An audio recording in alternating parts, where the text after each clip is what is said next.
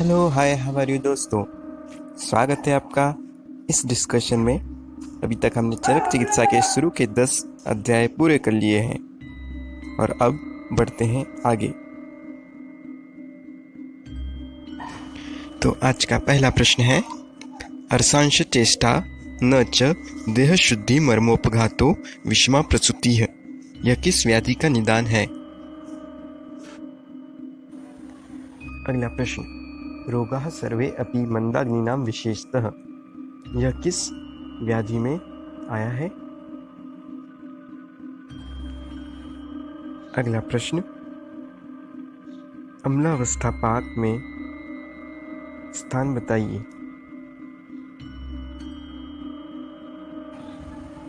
अगला प्रश्न, धातु पोषण काल अवधि में चरक के अनुसार रस से शुक्र निर्माण में कितने रात दिन का समय लगता है?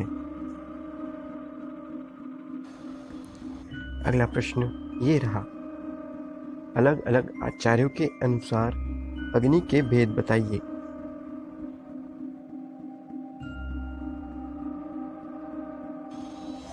अगला प्रश्न है, अरोचको अविपाकश्च घोरम अन्न विषम च तत्, यह किस व्याधि का लक्षण है?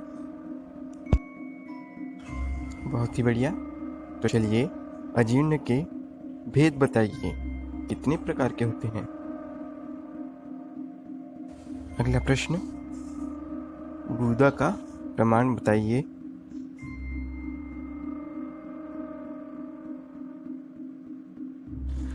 अगला प्रश्न है, अव्यक्तम लक्षण, यह किन किन व्याधियों के पूर्व रूप में बताया गया है?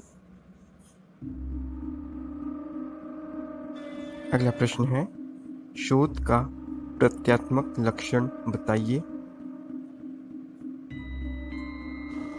अगला प्रश्न, शीर्णाम आयाम, यह शोथ का लक्षण है या पूर्व रूप? अगला प्रश्न, सर्व जीर्ण अजीर्ण न वेत्ति च, यह पूर्व रूप किस व्याधि का है? उदर रोग या ग्रहणी रोग? अगला प्रश्न है, विदाहो अन्नस्य पाकस्य चिरात् कायस्य गौरवम, यह किस व्याधि का पूर्व रूप है? ग्रहणी, उदर या गुल्म? अगला प्रश्न, नरे क्षीण कफे पित्तम कुपितम मारुत अनुगम, यह किस व्याधि के लिए कहा गया है?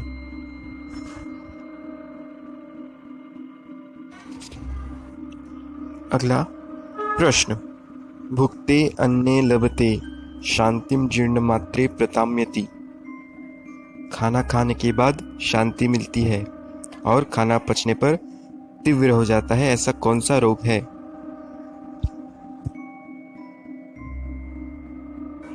अगला प्रश्न है, अतिसारे अपि निवृत्ते अपि मंद अग्ने रहितनाशिनः, यह किस व्याधि की संप्राप्ति है?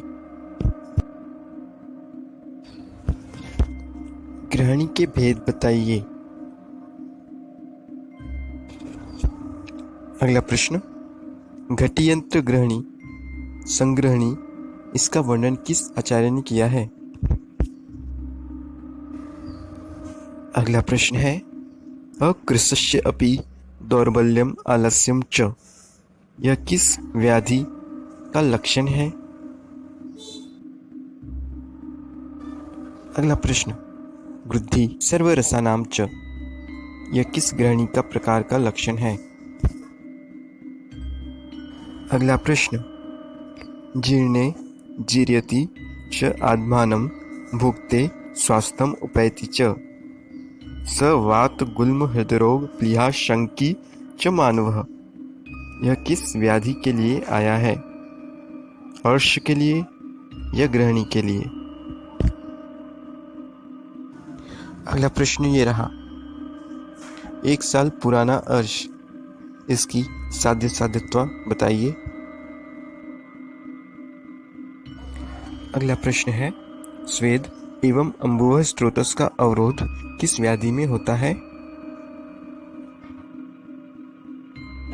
अगला प्रश्न, मंद या दूषित विष के सेवन से होने वाला उदर का नाम। अगला प्रश्न, शोणितम व रस आदिभ्यो विवृद्धम तम वर्धयेत, यह किस उदर के लिए कहा गया है?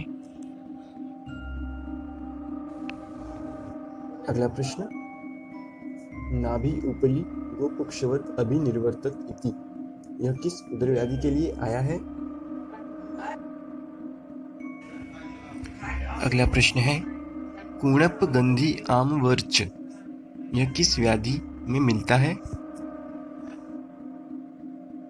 अगला प्रश्न है, अति अम्बुपान नष्ट अग्नौ मारुतः क्लोमनी संस्थितः, यह किस उदर का कारण बताया गया है?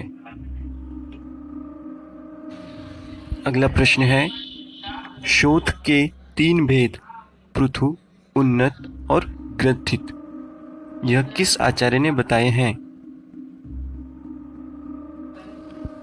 किस दोष के शोथ को दीवा बलि कहा जाता है?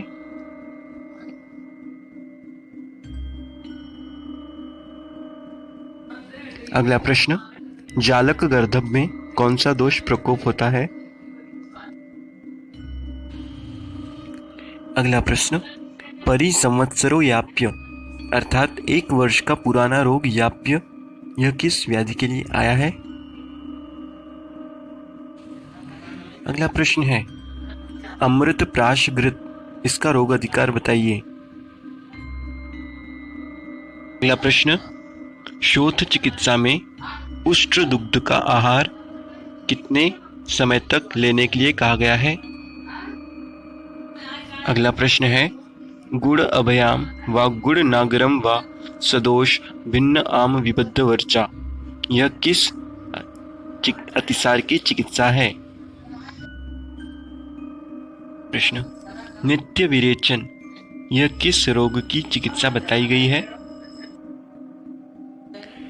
किस उदर की चिकित्सा उदावर्तनाशक और वातनाशक कही गई है?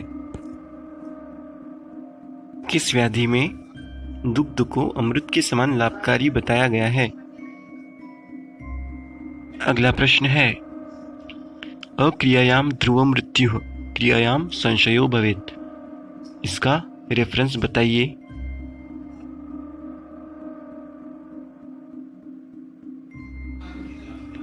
अगला प्रश्न, सर्प से दंशित कराते हुए विषमय फल को रोगी को खिलाना चाहिए, ऐसा किस उदर व्याधि के बारे में कहा गया है? अगला प्रश्न, नारायण चूर्ण, इसका अनुपान वात रोग में क्या है? अगला प्रश्न, भोजन के पहले गुड़ हरित की चूर्ण का सेवन करना चाहिए, यह किस व्याधि में होता है? ऐसी कौन सी 3 व्याधियां हैं जो प्रायः एक दूसरे के कारण बन जाते हैं?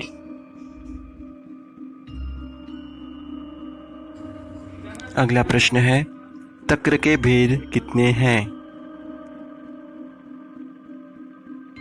अगला प्रश्न, पिंडासव का प्रयोग किस व्याधि में करते हैं?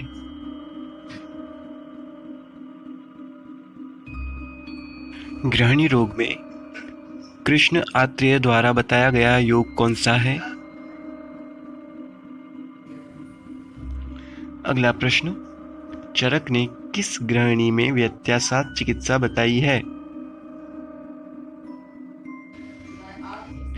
अगला प्रश्न है, गुड़ अदरक और कंसहरित की, यह दोनों योग किस व्याधि में उपयोग होता है?